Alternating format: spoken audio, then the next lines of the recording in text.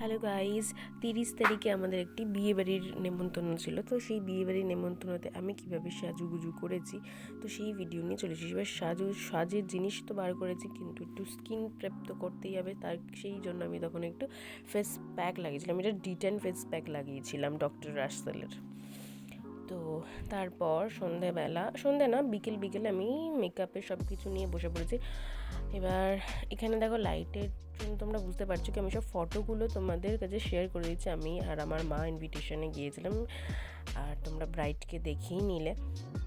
এরপরে ব্রাইডের আশীর্বাদ পর্ব চলছে, তো সেই কিছু ক্লিপস নিয়েছিলাম। আর তারপরে আমরা খেতে চলে গিয়েছিলাম যখন বিয়ে আসর বসেছিল, তো সেই কারণে বিয়ের ক্লিপস সেভাবে নেই। তবে হ্যাঁ, ফটোস কিছু কি থাকলে আমি তোমার সাথে লাস্টে শেয়ার করে দেবো।